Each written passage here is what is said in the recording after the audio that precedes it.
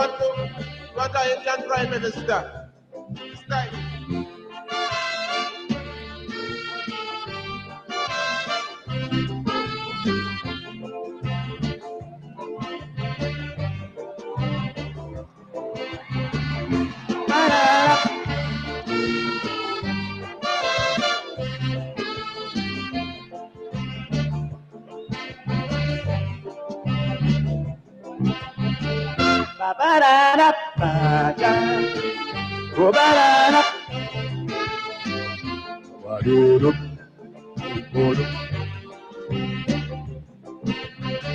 I smell something bad. It's smelling racial. Would cause bacchanal or a big scandal. My friends, listen this. It's not foolishness. I'm not in a bliss, but it's our interest. I could never forget Sudhi Rambachan. Which racialism on the TV station. A big man who wants to represent this nation. And like if the television is the stage, Sham went up there and get in a rage. I couldn't believe it for true.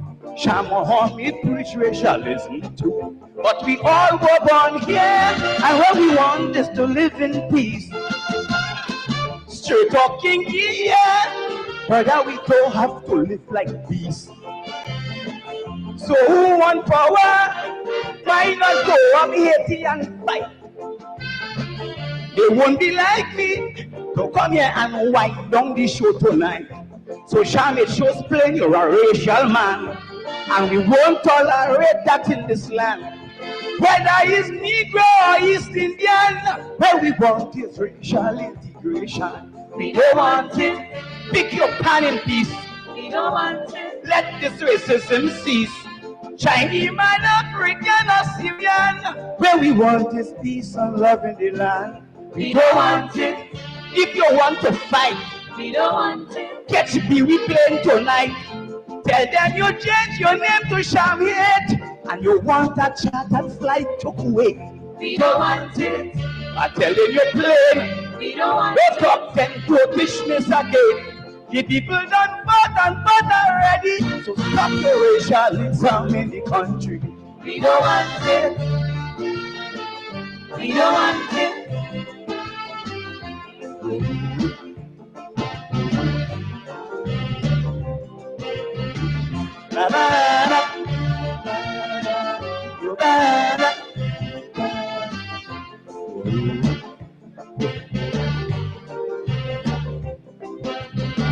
Sham, you're out of place.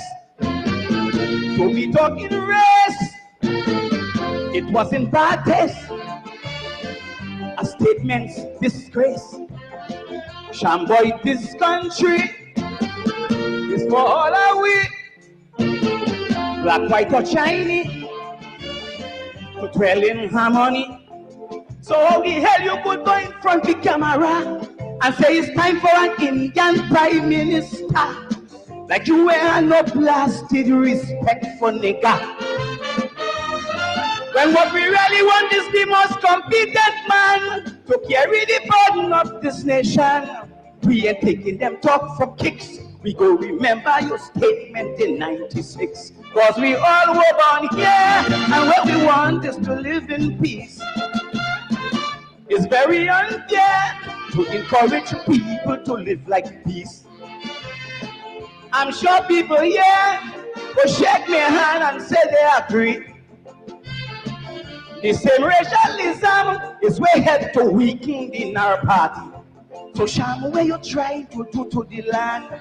You're trying to divide Negroes and Indians.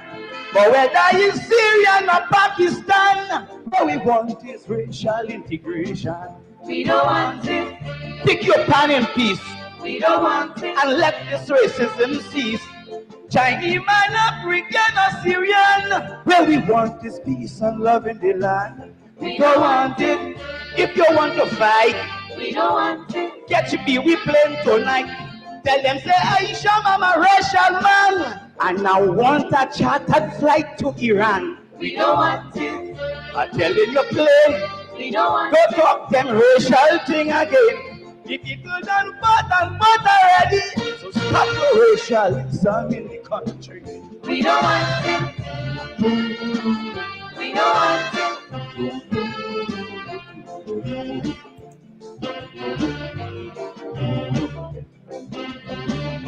Banana.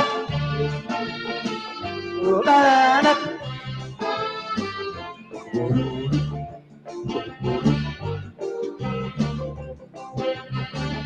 Me ain't get a chance when I sang from an entrance.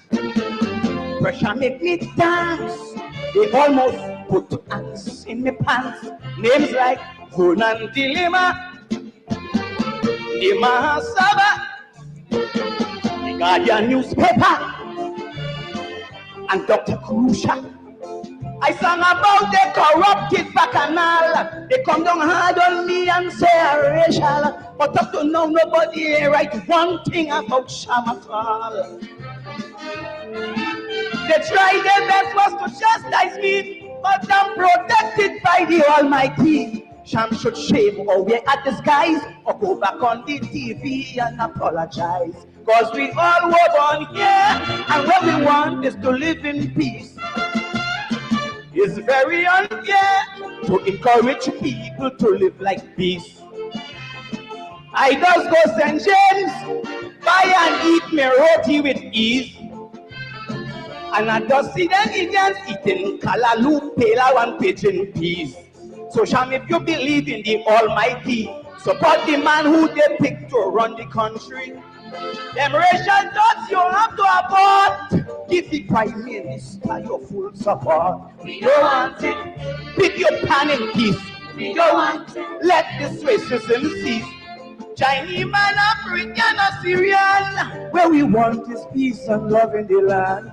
We don't want it. If you want to fight, we don't want it. Catch me, we playing tonight. Tell them say Aisha, my Rachel again. And I want a booming flight to Israel. We don't want it. I tell you, you play. We don't want Don't talk them Britishness again. The people done fought and fought already. So stop the racialism in the country. We don't want it. We don't want it.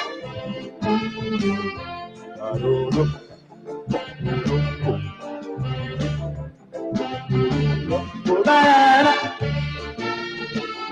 Banana.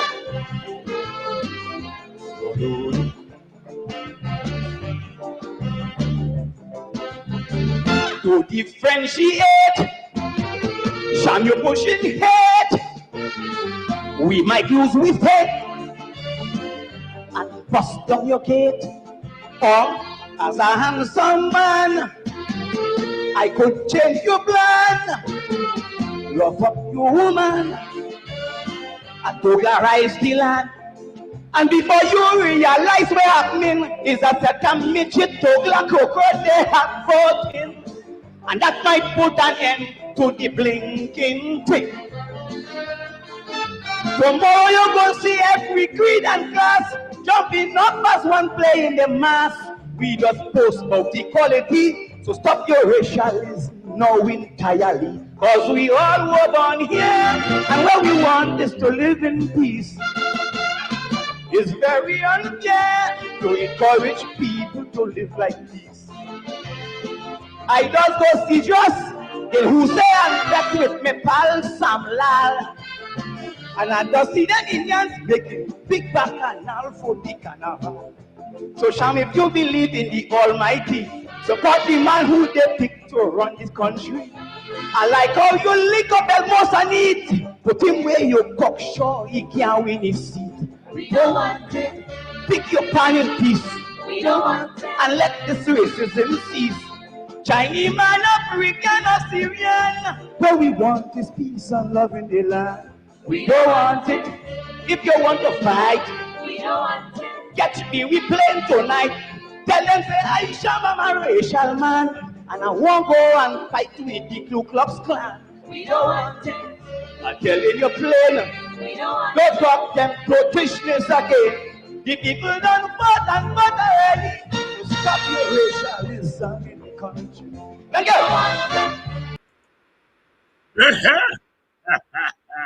Kaiso, Kaiso, Kaiso, Kaiso.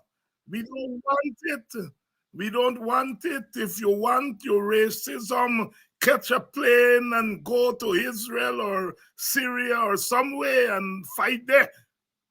What we want is peace in Guyana because all we belong to that country and all of we have a right to enjoy that country. We don't want it. Orphan, we don't want it. We don't want your racism. Jack Dio, we don't want your racism.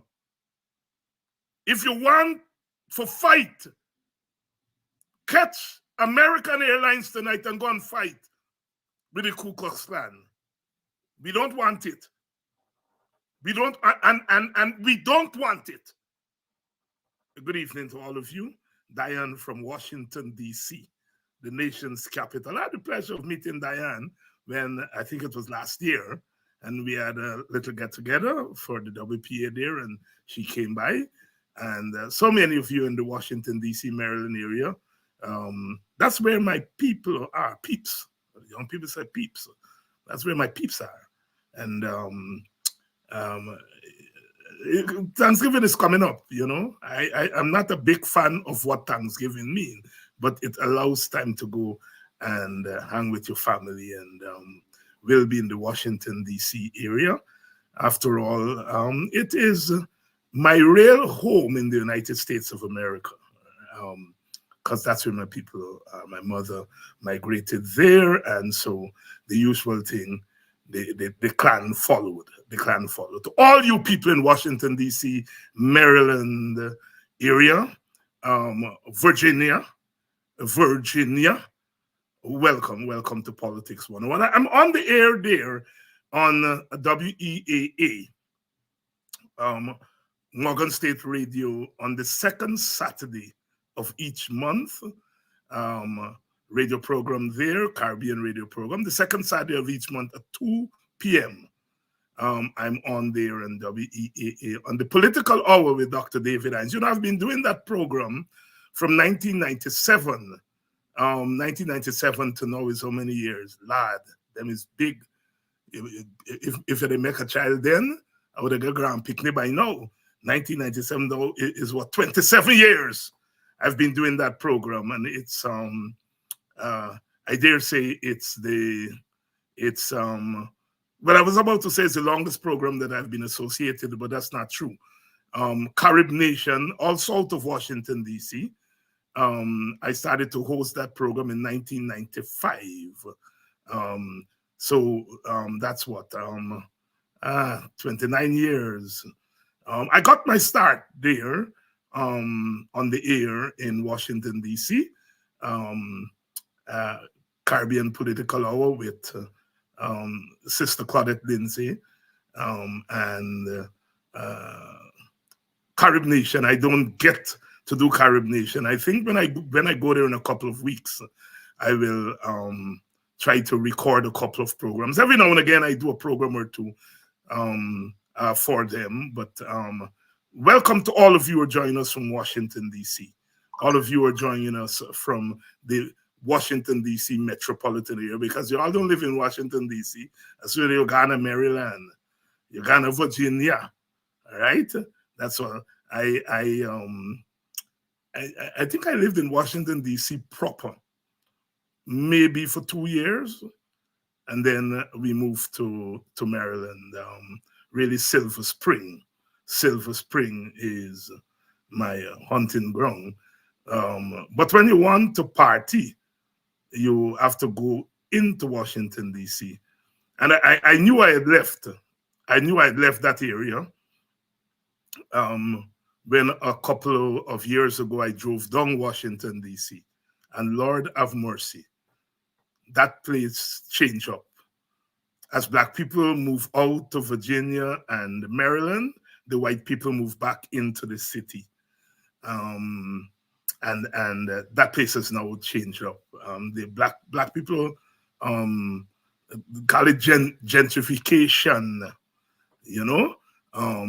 But that's the story. That's the story. White people don't stay too long when black people move in. They move out and so on. The white people moved out of Washington, D.C. when black people moved there. And as black people move into Prince George's County and the other county, mainly Prince George's County, which is the richest black county in America, and Montgomery County, which is the richest white county, well, certainly one of them in America. Nigel, good evening to you. Nigel is joining you from Temple Hill. So Nigel, you're in the heart of Black Maryland there, Temple Hill, Maryland. My mom lives in the area, so I have to pass there when I go to visit my mother when I go to Washington, D.C. Good evening to all of you, all the fans in Washington, D.C., Maryland, the Virginia area. Virginia, Barbara, everybody coming out now. Barbara's in Virginia. So all my people, Maryland, Virginia, Washington, D.C., welcome to tonight's edition of Politics 101. All of you there in New York, the Bronx. I've been talking about the Bronx a lot recently. My students are always tickled because when I teach hip hop, I usually ask them if they can imagine hip hop coming out of the white community, and they all laugh. Hip hop, of course, started in the Bronx, and of course, hip hop is that's the little sister. Some say the child, some say the little sister of reggae, because it was them West Indians in the basements, the West Indian in the basement parties who first start to rap. And out of that came hip hop. A lot of people don't realize that hip hop is the child or the little sister or the stepsister of reggae. Just as reggae itself is really a fusion of calypso, mento, the folk music of Jamaica, calypso, the mother music of the English-speaking Caribbean, and rhythm and blues with a little jazz from New Orleans and rhythm and blues. And that's what the reggae story is about. Reggae is a Caribbean music, but it's a world music coming out of the Caribbean. If you listen to reggae, of course, uses standard English. My students can hear something in reggae. When we do calypso is quintessentially Caribbean. The language is Caribbean, the idioms, everything about it is Caribbean. And so you have to understand the Caribbean to understand calypso. Although calypso became very popular in the United States in the 1930s and 40s, the Andrews Sisters, rum and Coca-Cola, big, until Harry Belafonte made calypso big in America. Best-selling album, Deo, and it's still one of the best-selling albums ever. Harry Belafonte singing calypso, and believe it or not, Nat King Cole sang calypso at one point. There's a duet, Mama Luca Boo Boo Day, Lord Melody, Nat King Cole and Harry Belafonte did a duet of Mama Luca Boobily. So you imagine Nat King Cole singing calypso. It was very popular. It was very popular in America in the 30s and the 40s and the 50s. What's his name? Reverend Farrakhan. Reverend Farrakhan full-time job as a young man living in Boston. He was a calypso singer. He sang calypsos in the clubs in Boston. Of course, Reverend Farrakhan, his father is Jamaican, his mother is Caucasian, so he's very much Caribbean. So our music, the Caribbean music, the mother music, and then mento, the folk music, the merging of calypso and mento and rhythm and blues and jazz is that new song called Reggae, Reggae, Reggae, Reggae, which started out the ska. Let's do the ska. And then it simmered down, to rock steady. Bob Marley's and the Wailers, the biggest hit, the first big hit, was Simmer Down. It was a rude boy time. And they were saying to the young men, simmer down, simmer down, simmer down. Big, big, big, big, big, big, big tune in 1962 or 63, I think it was. Simmer down, simmer down, simmer down. So our music, we started out tonight with Crow Crow, Weston Rollins, the midget, the bad man of Calypso. Bad man of Calypso. Sham, Jack Dio, if all you want all your racialism, catch Pee-wee plane and go to Kuwait tonight. We don't want it. We don't want it. What we want is racial integration. Of course, racial integration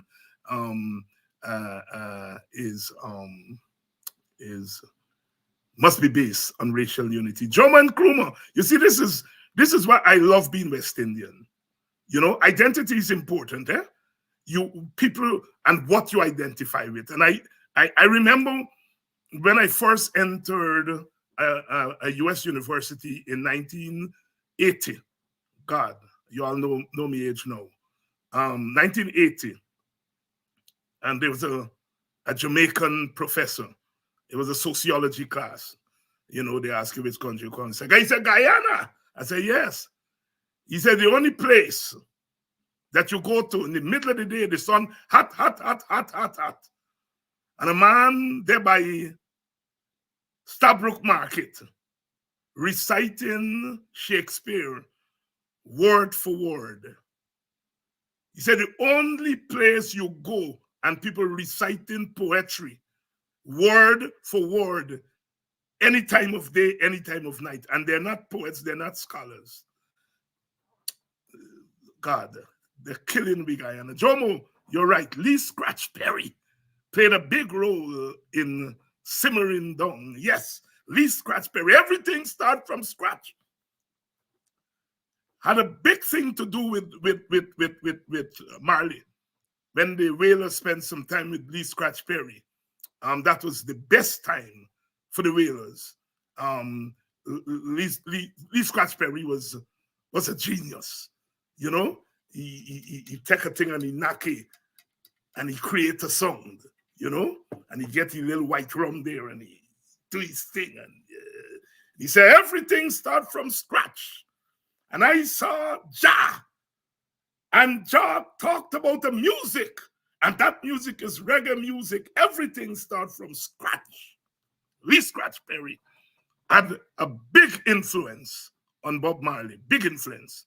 Lee Scratch Perry. Another person who had a big influence on Bob Marley was Mortimer Plano. Mortimer Plano, who was one of the high priests of the Rastafarian movement in the 1960s and 70s. And he took Bob under his wings and taught Bob everything Bob knew about Rastafarianism. And that's when Bob was accepted by the Black community, because he was rejected as half-white. Half-white. He will cousin them, giving you all the work to do, you got ride the donkey and thing and so on. And so he was rejected, and he wrote and did a song, his first recorded song, Judge Not. Judge Not, in which he's asking Black Jamaicans not to judge him because he's half-white. Judge Not, Judge Not. His first recorded song, I think it was 1961. Judge Not. And then later on, he would be rejected by his white family. He went to borrow some money from them.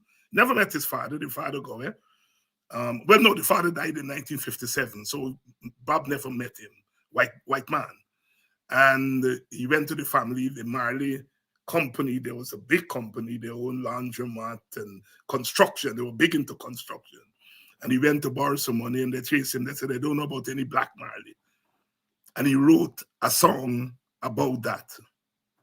Cornerstone. The song, the stone that the builder refused shall be the head cornerstone. And that's the thing about Marley. At every step of the way, he wrote something about his experience. Of course, he migrated to Trenchtown, which is the home of reggae music. The home of reggae music. And he writes Trenchtown Rock. Trenchtown Rock. And then he migrated to Wilmington, Delaware, where his mother had migrated to. And he spent a year or two there. He used to clean the floor in a hotel. And he also worked in a car manufacturer, a car company, manufacturing car. And he worked the night shift. And he used to drive a forklift. Well, you all know that song. It's all right. Working on the night shift, driving a forklift. You all get me going here, you know? My Jomo, you remember Steer It Up? Steer It Up. My students call it Stir It Up. I tell them it's the same both had too. Steer It Up, which he wrote for Rita Marley. Because, you know, he married Rita and he was a thing, and his Steer It Up was written for Rita. My students, they call it Stir It Up. I said, it's Steer It Up. They said, no, Dr. Hines, it's Stir It Up. I said, all right. Okay, good evening to all of you. All of you, welcome to Politics 101 tonight. Western Rollins, we don't want no racialism. We don't want it. But it's all over the place. In America, they're talking now about Puerto Rico. Puerto Rico now graduate from shithole to garbage.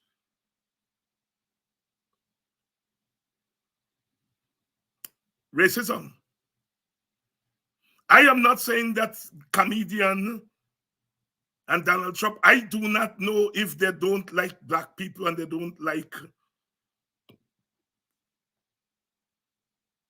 Latino and other non-white people. I don't know. I'm not in their heads. Just the other day, Trump said that Black people, Haitians, eating people, dog and cat. If you're eating dog and cat, then you are not human beings. I am not saying that these chaps are racist. A racist is one who believes in the superiority of his or her race. I do not know that. I'm not in their heads. What I do know is that they excuse racism. What I do know is that they appeal to racist sentiments. What I do know is that it happens. One of the videos I like to show my class when I'm teaching, I teach a class called Race and Racism in the African Diaspora. And one of the things I like to show is this experiment that they did. A bunch of white women. And they all said they're not racist. They get Black boyfriends, they get Black family, friends, and all story. And they said, all right, they send them on the road. And on the road, there were two boys. A Black boy dressed with a three-piece suit, dressed to death, as we would say in the Caribbean, standing at the corner. And a white boy dressed like a homeless. And they put them at the side of the road, the white boy first and the Black boy after. And all these ladies who were swearing inside that they're not racist, they passed the white boy dressed like a bum, looking like a bum, and they tell him good morning. And when they go to pass the Black boy with a three-piece suit, if you see the boy, all of them had the purse on the right-hand side of their shoulder. As they pass without All of them without fail moved their posts from this side to the next side. And they went back into the building, and the people doing the experiment asked them, "Are you racist?" No, never. They said, "Did you see two bikes on the road?" Yes. "Do you realize you passed the white bike looking stink and you tell you good morning? And when you pass the black bike looking nice and dress up nice, your first thing was to move your purse from the side of your shoulder, put it on the next side, and you didn't even tell the bike howdy. You didn't even look in the direction." They all doubted it. And when they were shown the video, unconscious racism,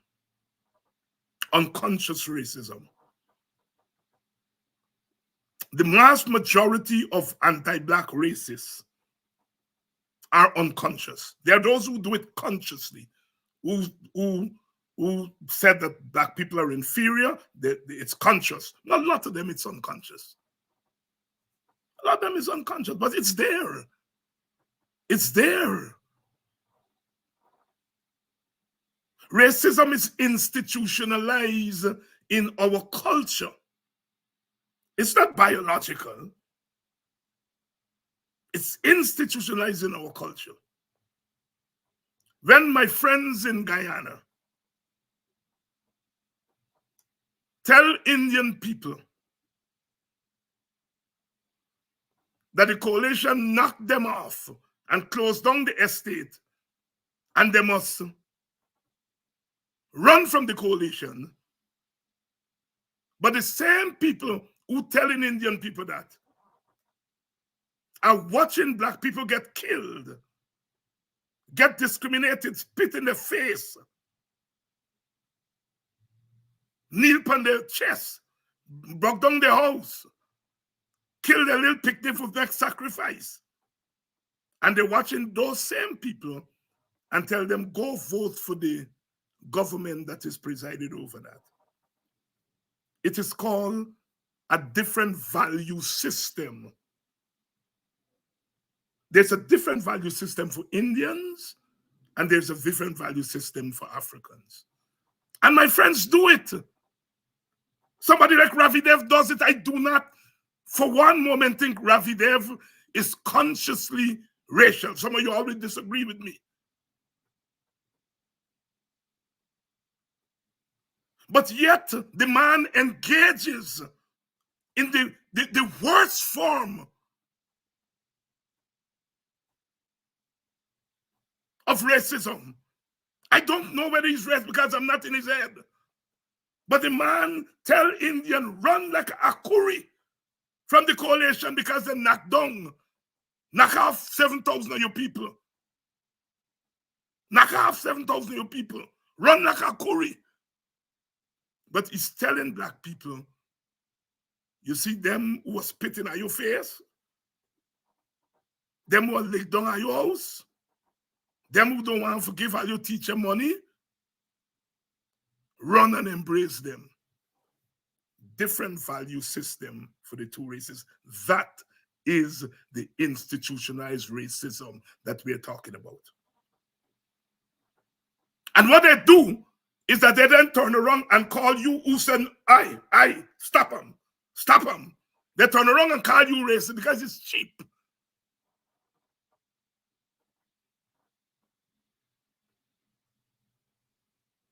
Croco saying the Calypso, have respect for nigger. They don't. They do not have respect for black people. Instead of giving black teachers and all teachers, instead of giving them better salary, they take the money from them, what they should give them for their salary, what they should give public servants for their salary. They take the money, divide them up in $40,000, and then take some poor black women and say, take this money and go clean a trench. Take this money and go and clean trench. and then come to me and tell you about goal. You give couple online scholarship to couple black people, and you go, and you're not talking about the black women that you are putting for clean trench, nasty trench. That is racism. That is institutionalized racism. You take our little brothers, you criminalize them, and then you call them and say, look, we ain't gonna send you all to jail. Here's what we want you to do. Here is $2 million. This is a contract we're giving you. Are you gonna take this $2 million? Are you gonna do some road in Sophia? But are you gonna buy the material from Sham? And you are gonna give Freedom House a donation. And when the little black buy the done, they get a $200,000 carry home to the picnic and the woman. And the woman. When they done give the donation to Freedom House, when they done buy the material from Sham, when they done pay the workers, they left it shit in their hand. In the first place, if you come up with a scheme like that, and I understand Jack Diodos be sitting down in these meetings directing this thing. BJ get plenty meaning. BJ does be sitting down and directing. Somebody buys, they tell me. BJ does be sitting and directing these things. The fact that you can think of doing that to human beings mean that you don't believe those people are human beings. You don't believe they're human beings. Thomas Jefferson, wrote a little book called Notes on the State of Virginia. Notes on the State of Virginia. 1781, he wrote a book. A little book. It's a travel book talking about how good it's nice in Virginia and so on. It's not a political book. But in the book, he theorized about human beings. He said white people are the standard by which you measure human beings and humanity. And Native Indians, secondly, he said, are really white people in brown skin. And they could be civilized. And then he said, black people are inferior in body and mind. But he said, I want science to prove me wrong or prove me right. Well, not prove me wrong. He wants science to prove him right. So he's the first really American to theorize about race. White people, out of it came the manifest destiny theory, that white people were taking the lands from Native Indians, not because they're greedy, but because God ordained them, because they know what to do with the land. Native Indians were hunters and gatherers, and that white people were going to develop the land. And so therefore they have to take the land from the Indians. Eventually they did it by law. The Indian Removal Act passed by Congress and pushed the Indian people to the west in the Trail of Tears. But black people are inferior in body and mind, and science must prove it. And let's get to work. Samuel Morton, I must read them up. Josiah Nutt. They are the biggest collection of skulls. And they measure the skull them. White man's skull short, black man's skull long, monkey skull long. So black man is closer to monkey. So he's a barbarian, he's a savage. And white people are civilized. That was the science of the 19th century. Samuel Morton, Josiah Nutt, they wrote a book called Types of Mankind. And you look them up, if I believe my lie. And you look them up, Types of Mankind. And the first people who buy the book, because the book said black people are inferior. And the first people who buy the book was the Department of State. The State Department, you call it now. They buy hundreds of copies of the book, Types of Mankind, edited by Samuel Morton. Louis Agassiz was a Swiss man. When he came here, he said, all men are created equal, including black people. By the time he spent five years in America, he changed his mind. He said, all men are created equal, but some people are written out of what it means to be a man, a human being.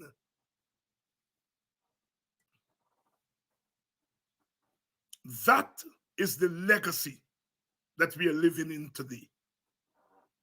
As Guyana and his wife in a book called Scars of Bondage, I quote Guyana and a UC Guyana called Scars of Bondage. They argue that what black people are experiencing today is not necessarily the actual bondage, but we are suffering the scars of bondage. In Guyana, we are suffering both the scars of bondage and a new type of bondage. Racism is real. That boy could have given a joke about anything, but he chose to give a joke saying Latinos are garbage, Puerto Rico is garbage. Donald Trump could have picked on anybody, but he picked on Asians.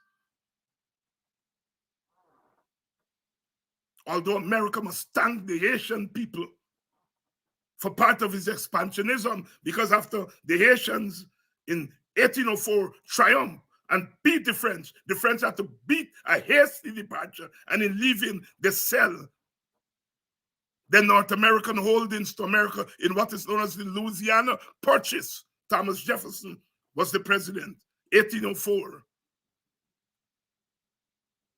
And America was able to expand as a result of the Louisiana Purchase, because the French, Napoleon, they were beaten by the Haitians. And today Trump said Asian people are eat dog and cat. It's not, these things are not accident. It is not accident that there's a resurgence of the hungry belly black man in Guyana. It's now normalized. Normalized hungry belly black man. People of my age group knew it was there. You heard whispers of it. You know, me auntie always tell me, when you go, they go always, "How better come eat?" And she always tell me, tell them, I will just cook home every day.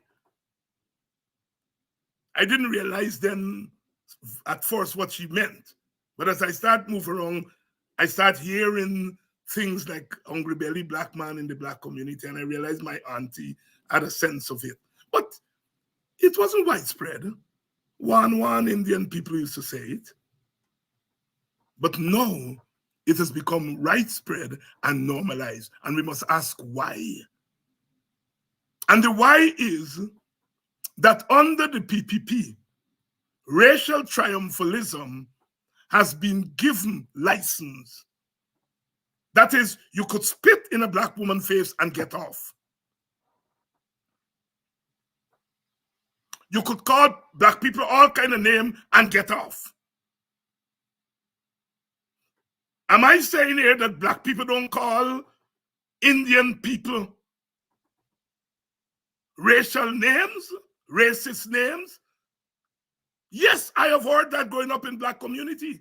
I have heard those whispers too.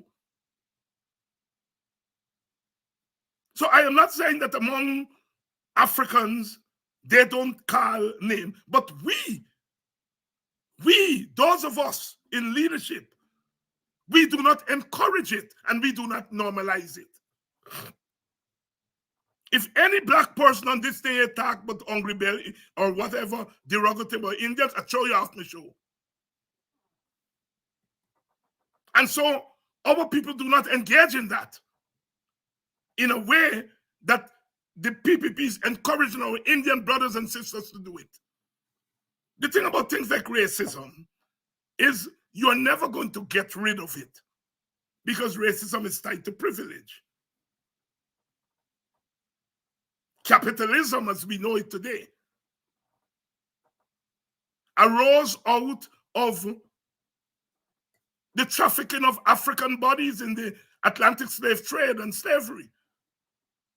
Eric Williams' Capitalism and Slavery showed that the British, it is the money that British people made from slavery in the Caribbean that gave them the capital to invest in other industries during the Industrial Revolution. Capitalism and Slavery by Dr. Eric Williams. So capitalism itself arose out, it is grounded in African dehumanization.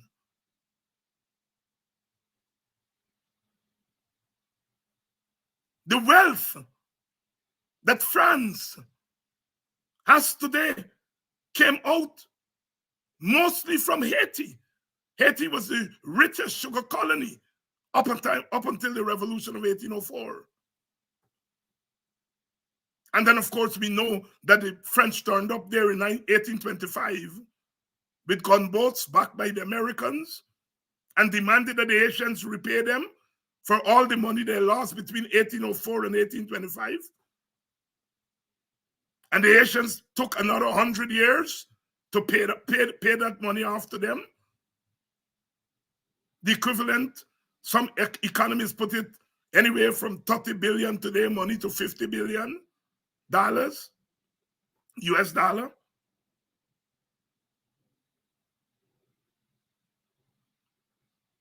So racism as privilege and benefits. And so that is why when people ask, are we going to get rid of racism? No, if you're getting rid of race and racism, you got to get rid of the privileges. And human beings do not give up privileges. In Guyana, there are people who are enjoying privilege as a result of the institutional racism practiced by the government.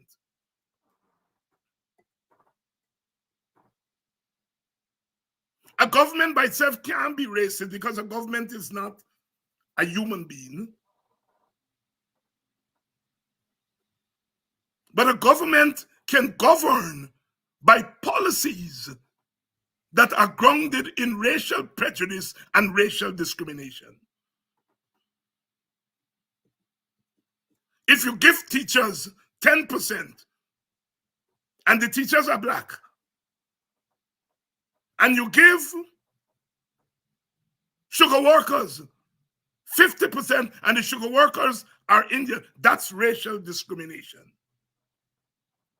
And then you ask, why do you do that?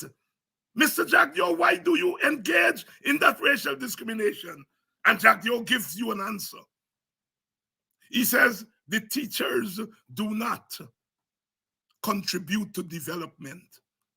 Sugar workers contribute to development. In other words, he's saying that teachers and public servants are incidental to the development of Guyana,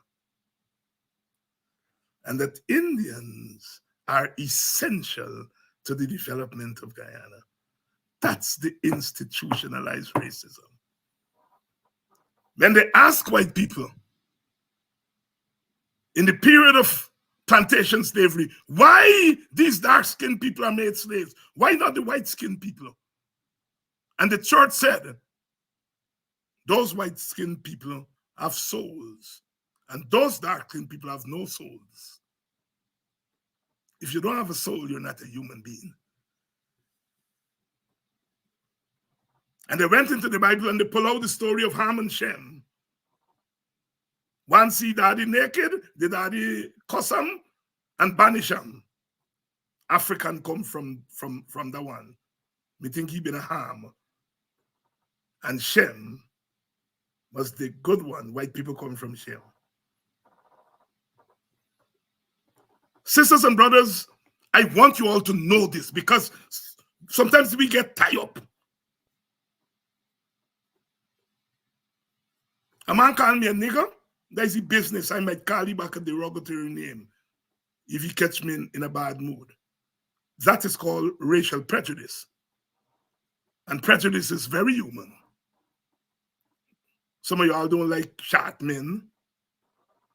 Some of y'all don't like fat men. Some of y'all men don't like dark-skinned women. You all like red bone. We all have prejudice. A lot of men don't like pink. Pink too girly. We all have prejudices as human beings. The prejudice itself is not racism. It is prejudice plus power. That when you have the power to decide if you in your head, as Mr. Jagdio believes, that public servants and teachers are not essential, they're incidental to development. And that Indian workers, sugar workers, and Indian business people are the essence of development. That's a prejudice. That's no economic theory. That's prejudice. But Jagdio has the power to decide that the black worker who's incidental gets shit, 10%.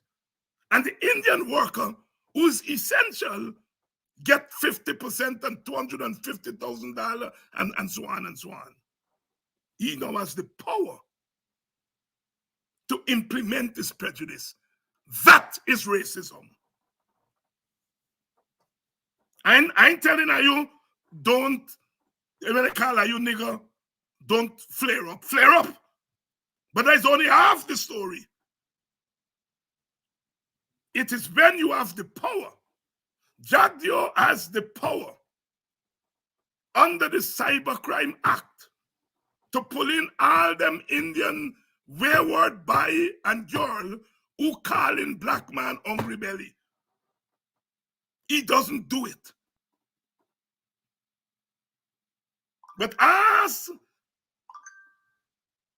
Rickford Burke and Ogunse and Ben Sharp and so on open them out, they go to the gates of heaven to get them. Not hell. Them by them going to hell, them by going to heaven.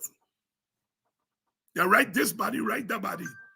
They writing nobody for say, look, this Indian by a call, black man, hungry belly, you say you go poison them, and so on. Then I write the State Department for them. They have the power. And it's power plus prejudice. That is the racism. So now I watch all those black-skinned people. Thank God it's not plenty of them. Who are run and talk about development. I said, look at these asses. Some of them know, some of them don't know. But you're going and hugging up people who are institutionalizing racism against your people.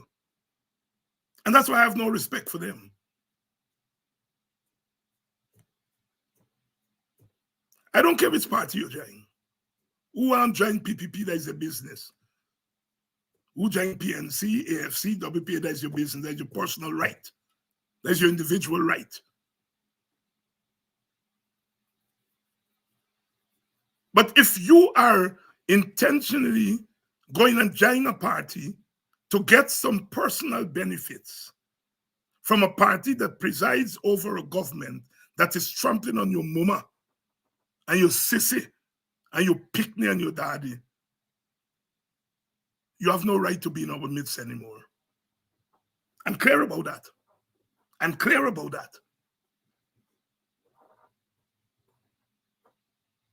We should not want those people in our midst anymore. I'm not talking about them little boy and little girl who hungry and you give them a little $40 for going to clean the trench and you're dressing them up in red jersey. I give them a pass because people are taking advantage of them.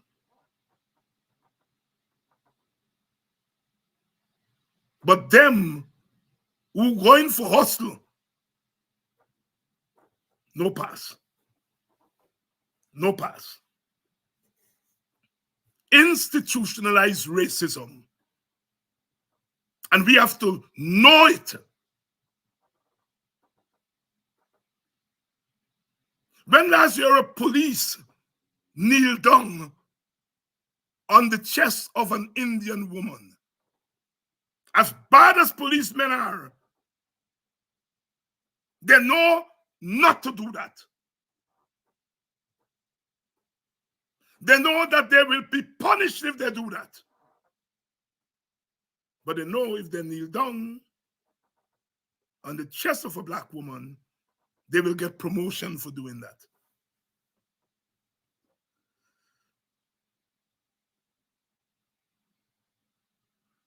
When last you hear police go in the house of an Indian man and shoot in the presence of his wife and picnic?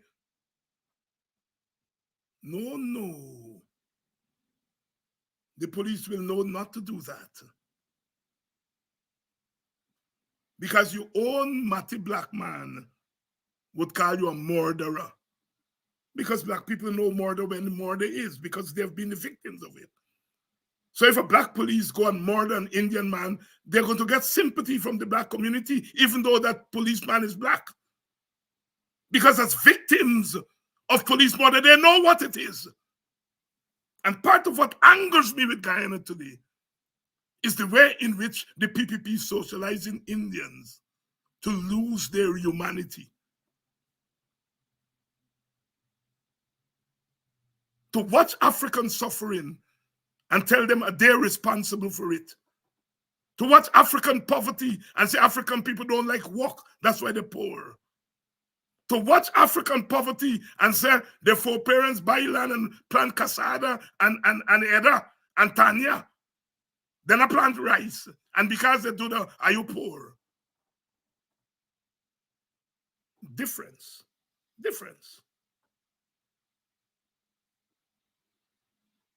Indian people came. They didn't have to go through the plantation system.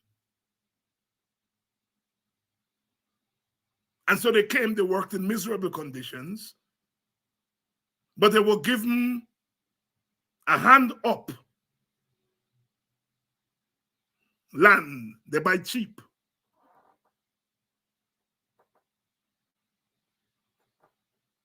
Black people came out of slavery with nothing.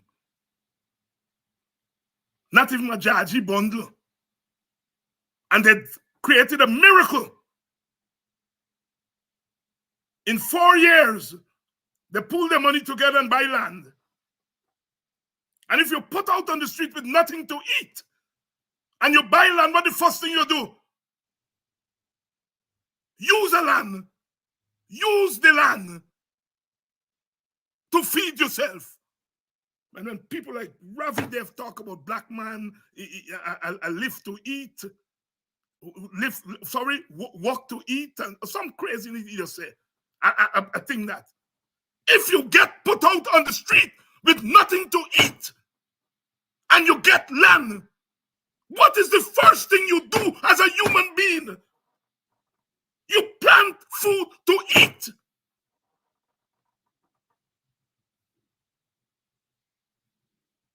But if you have to eat, you already have to eat and you get land. What are you going to do with the land? Plant. Some you take them and eat them, and the rest you take them and sell them. It is a difference in the conditions that influence the different choices by the different groups. But Ravi Dev and them are saying black man choice was made because black man stupid. Indian male a choice because Indian get money sense. Black man get money sense. Black man sense. Black man a ground dove. Indian people are eagle. That is what they're saying. And Ravi, if you're listening, this is your friend David Hines. I still love you, but you don't love black people. And I have to tell you and tell black people what you are doing.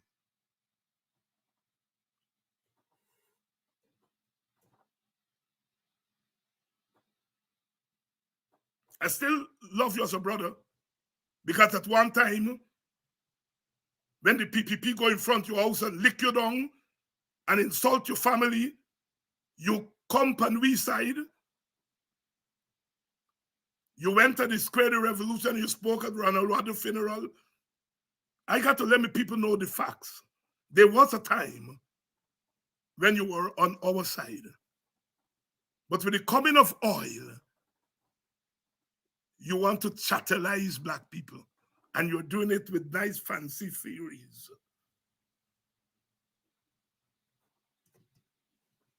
Difference. Black man come out from the plantation, black woman come out from the plantation, and they got nothing to eat. They take the money, they buy land, and the first thing they do, they start planting food for eat, for nyam.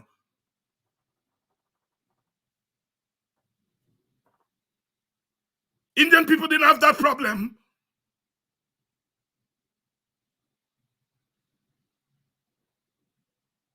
And so Indian people made different choices. Difference is normal. But what Dev and them are doing is that they're giving meaning to difference. They take the choice that African people made, and what they do is that they give that the meaning of inferiority. Are we brain small? Are we not think wide? Mr. Hyde tell him, Mr. Hyde, a man dead and gone. You quote Mr. Hyde tell him, black man a jump fence Friday night for go party rather than walk. Well, I know a lot of Indian people that jump fence or go on party. They're doing it right now. But you give negative meaning to black man jumping fence or go on party. Partying is human. It's human to have fun. But when black man have fun, or you stigmatize it and say black man lazy, all black man want to do his party. Then Indian people partying, you all there quietly say them imitate black man. Them little young people that sag their trousers. Me not like them. Me not like it. But black people do it, and it's a part of the rebellion. They're sagging. And now them little white buy a sag more than black buy. Them little Chinese buy a sag. And in the white community, the white boys that sag, they call them wiggers, white niggers. They're still white. they may engage in niggerized behavior, but they're still white. They're still white. So when you now get them Indian bad boys, I play the music more loud than black boy. Them a party more than black boy and Bial. Them a do themselves. They're whispering in the Indian community that they are imitating black man. No, they're not imitating black man. Or you give them the license. The government give them the license to be bad boys and bad girls. And now they turn bad boy and bad girl. Are you saying it's black man I'm a copy from? No, they're a copy from black man. It always was in them because they're human beings. It's now coming out because the conditions allow it to come out. But you all are blaming black man for influencing them little Indian boy. No. Because having told them that partying is a black thing, now when Indian boys and girls are now partying more than black people, all you got to change the narrative. And I always say, well, we black people just do it too, you know. They don't believe we don't do it. When we see them white boy playing basketball, you know, say, you get black blood in me. When you see white boy sing Eminem, you write the name, know what rap and thing. You say, Eminem got to get black blood in me. We do it too. So I'm not saying that we don't do it, but we do not have the power to institutionalize our prejudices.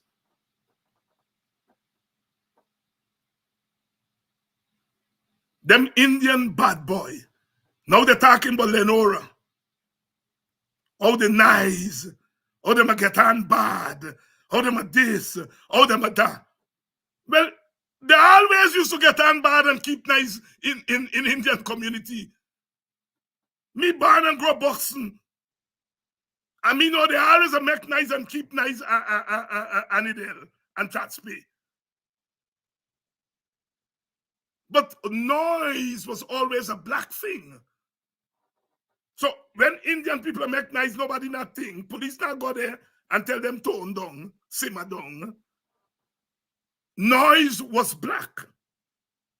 So now nice turn Indian. And Ravi Dev, they can't deal with it. And they send, who they send? Lenora, the acting police chief, a black man. Go, they go cool down, cool the people. They might tell them, go, cool down, cool the people. All of a sudden, the people at Lenora turn cool the people.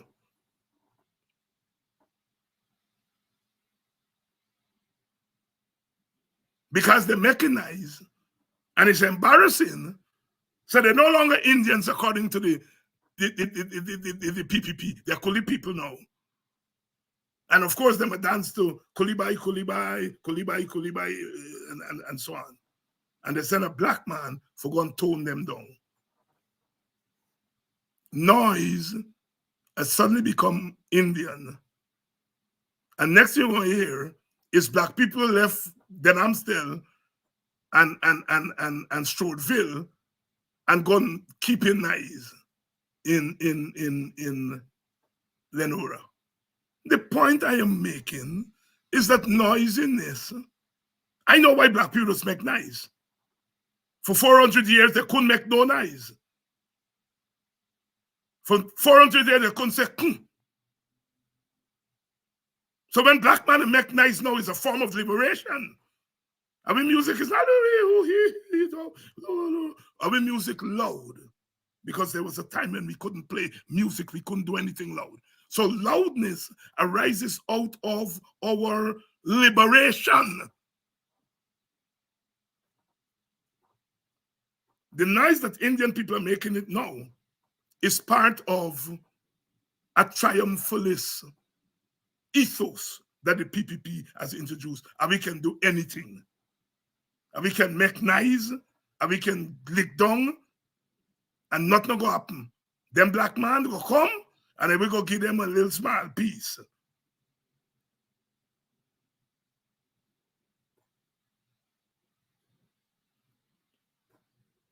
We're talking it black tonight. Because I want you all to understand what is racism.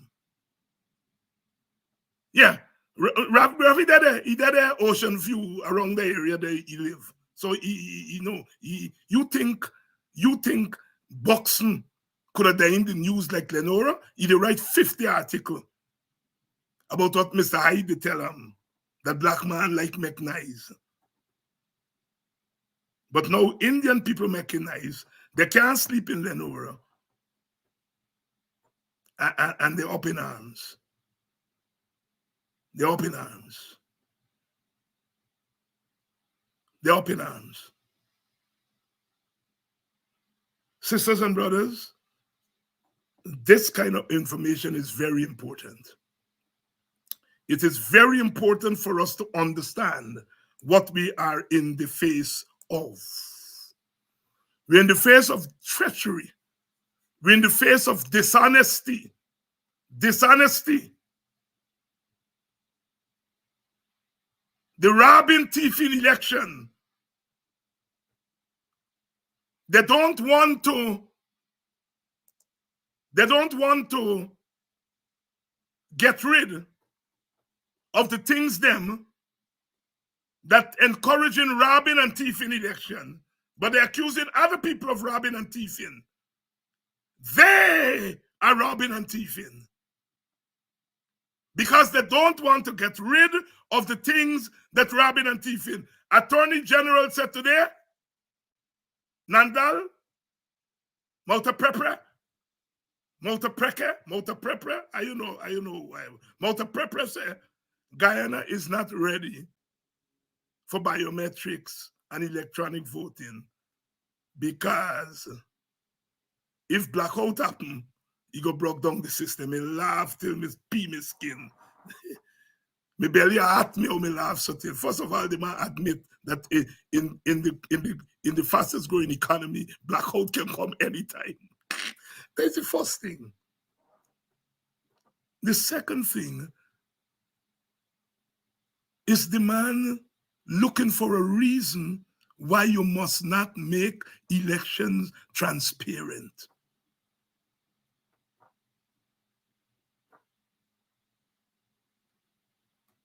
No biometrics, he said, are we not ready? Are we not ready for thing? And voters list? Are we going to go with the voters list 2 times the population because of the same voters list we used last year and the year before and the decade before? That's their excuse. If you been in my class, me they put them out. Me won't even give you a grade. Because F grade is too high for such nonsense. Now put you out of my class. But one of the things is what they forget. This time na long time, this time na long time, this na day before time. This time na long time. They are on record. They are on record. They are on record. They are on record. This time, not a long time. We are going to argue for several changes at GCOM. First of all, we believe that Surge Valley does not have what it takes to deliver free and fair elections. And this is since the last election? Yes, we believe that he has succumbed to pressure, that he has allowed this institution to act in a partisan manner, and he is in charge. He can't put the blame on the chief elections officer. He's in charge of GCOM, and therefore the party has called for him to resign. But further to that, we need to make sure that the list is cleaned up so that people, the abuse that we had, where when you had sympathetic presiding officers to the opposition, allowing people who should not have voted to vote because they had extra ballots for people who had migrated and were or are dead in the polling stations, that if you have a new clean list, that will minimize that happening because they would not have the ballots in the polling station. Secondly, we need enhanced biometrics, because when some presiding officers said, like we had some cases in Victoria, this is Mr. X, just looking at the photo, and the polling agent from the party sits across the room or is in a hostile area, is afraid to object. They allowed a number of people to vote who should not have voted. But if you have biometrics, enhanced biometrics outside of just a photo ID, it could minimize that happening. We are going to push for electronic voting. Now, you have a system where you can do both. You can vote in the machine, and then it gives you, when you finish voting with the machine with enhanced biometrics, it emits a small paper which shows a ballot, which shows how you voted, which you can then, like some systems have this method, which you can then put in the ballot box. So you have both systems.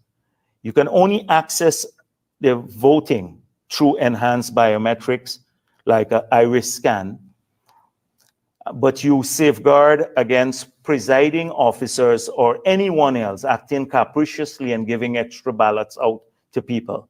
But it's a dual system. It's both electronic and manual. That is paper trail. Yes.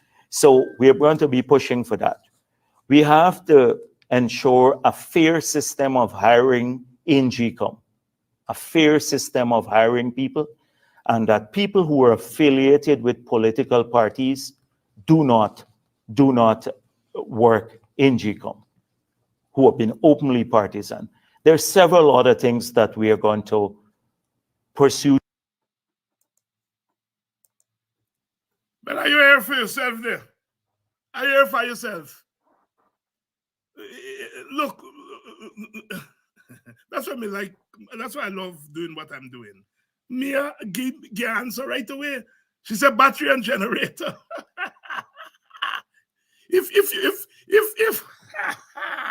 if Nandlal say blackout go come, so you can't use them. Well, you get plenty money. We're the richest country in the world. Buy battery and generator. So if so this story get melody. And if it wasn't serious, we would have laughed out hard. But asking Titna laugh. Mia get the thing right. A big man says he's a liar. I represent people and represent this country. And make such a stupid argument. But if you black out and you electricity, where you get battery and generator for? Jackass. But are you a Jadio? He belong to the PNC, you know. Are you know that? He belong to the AFC. He belong to the WPA. The very things that we are calling for, that's what the man calling for. More forcefully. But of course, that was when they were not in power. The lying, stinking,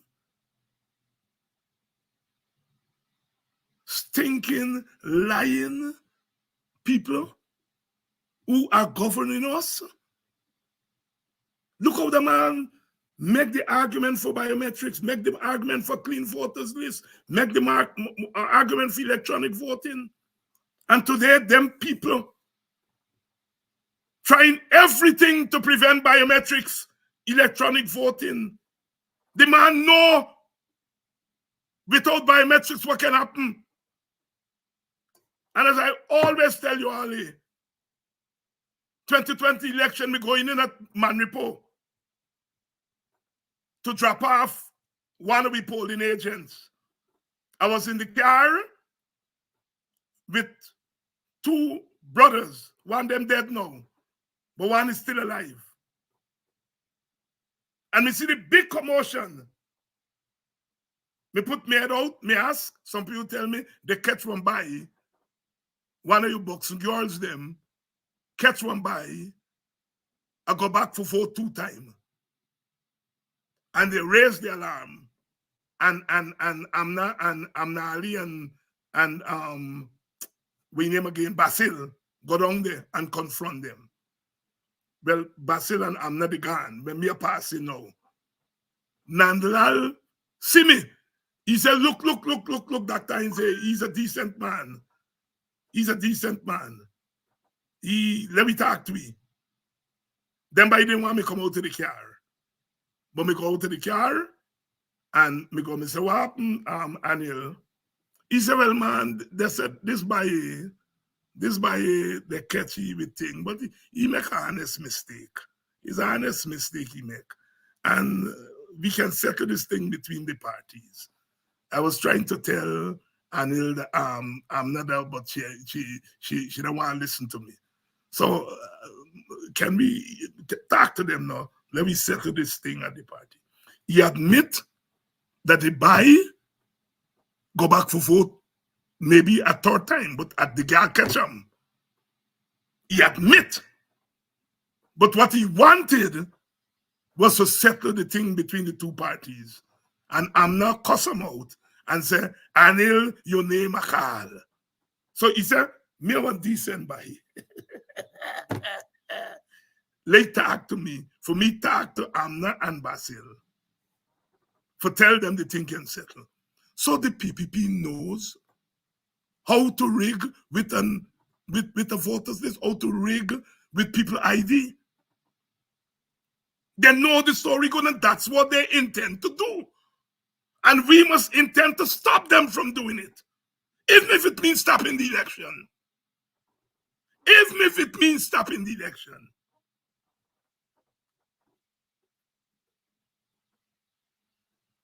Tomorrow night, we're going to talk more about this. Tomorrow night, we're going to talk more about this. Because this is an interesting development. Interesting development. Interesting. I am hearing the numbers for Indian people is 36%. African people remain at around 29-30%. But you all know most of the mixed people identify as African. So with 30 plus, another 20% of the mixed people, the numbers in the census are in the opposition favor. The PPP, even if they get all the Indian votes, 36%, they got 14% to get to 50. And even if they get all the Amerindian vote, they still can't get 50. So the way to get 50 is to do the impossible, which is try to get black people vote, which ain't gonna happen. So the next best thing is to suppress the black vote. That is to get black people not to go out. The next thing is to get them immigrants and to pad the list with immigrants. The next thing is to take the $500 what they're giving out as cash grant and pay Indian people passage. Because if you come home for Christmas and you come home for the T20 thing this month in, you already get $500 you're going to get. You get a ticket for $700 from Brooklyn or wherever, JFK, sorry. You pay $800, you come home, you get $500 from the cash grant, the cash handout, and then you got Freedom House and they give you the rest. So you're really paying money for come home. And you're going to register, you're going to bloat up the list, and then them ID what you get, because you have to get the ID for collect the money. When you go away, are you left ID with away? And then they go get them by. They get 5 Dindial, 5 Mukesh, with one name in the Indian community. And they will give them Dindial. They go give you 10 ID card, you go vote 10 times for Dindial. That is their plan. They cannot win based on the numbers. And because some of us are advocating, you see me, when I say, me ain't going after no crossover, me want the base, mainly African Guyanese, to come out and vote. And the more we come out and vote, the less the PPP will able to get votes just based on the statistic of their community.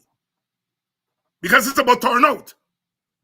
And if we can turn out our base,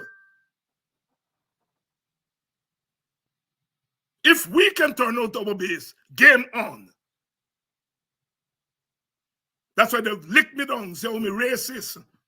Because I'm telling the opposition only for look on black vote. I know what I was saying. Me not stupid, me big, but me not stupidity. They fear enhanced black turnout. They fear that. Indians just turn out. We know that. And what I want is the black people turn out to equal Indian people turn out. Game on. Game on.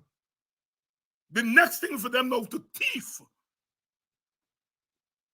And that is what they're gearing up to. So, $100,000, what some of you jump up for?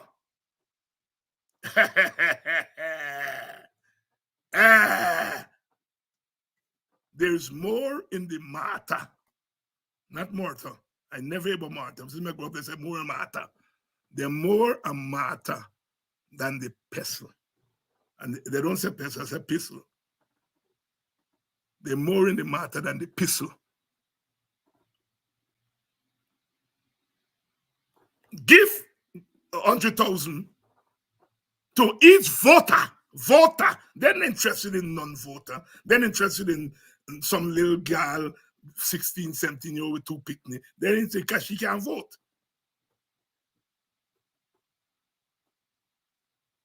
If they're interested in she, they would have said, if you turn 18 at the end of December 31st, 2025, then you would have said, well, they're thinking about people beyond just a regular voter. But if you turn 18 December, the election done gone. They're not benefiting from you. So their plan is to use the cash handouts to bloat up the voters list more. The more bloated the list, the more residual votes you have to thief. The more extra vote you get for thief. The more people come home and apply for them ID and you give them the passage, because passage you give them, the more IDs they get for share out to the people to vote. Tomorrow night, and we go think, I'm going to bring a friend tomorrow, because me alone, not going to be with this story, too much, this story, too much. I'll try to get Vincent, because it's Vincent what make Mouta Preke. Them big shot people say Mouta Prepre. If you're not big shot, say Mouta Preke. Mouta Preke is Vincent he respond to. And talk his stupidness. Mia, God bless you. God bless you. You must come and it's people like you all I want. People like you all I want in this struggle, wherever you are there. Because you're sharp. Sharp. Me generation think we bright. We may know Shakespeare and we may know Martin Carter and all them things, but are you? Are you young people? Bright, like more bright than them ball they get now. And more bright than them thing with them by get some light on the car. Bright. Are you more bright than that? Thank you, Chanel, for sending me this Jack Dio clip. Chanel sent me the thing. She said, Dr. Hines, I know you're going to want to use this thing. Chanel, thank you very much. And the rest of you all must send me things, man, that I can use on the program. Me and get secretary. Me and get assistant. Me and get researchers. Are you going to help me out? Do like Chanel. You all see things that we could use it, and you send them to me. Contact me. Help out. Are you help out with this program? Because me still get a day job. So I run from school for come and do the program sometime all day. Me know what's going on. And you send me thing. Chanel, thank you, my darling, for remembering Dr. Hines and send me the clip from Jack Deo. They don't say Jack Dio. We need to say Jack Dio. They must say Jack Deo. When you're in Rafi Devon, them a bow down Jack Deo. Thanks very much for yet another evening of Politics 101. You all are leaving here tonight racially literate. If you all know what racism was, you all know more tonight. If you all didn't know, you all know something tonight. So when you see racism, and you know what it look like, and you know what it feel like, and you know what he smell like. All right? See you all tomorrow night for another edition of Politics 101.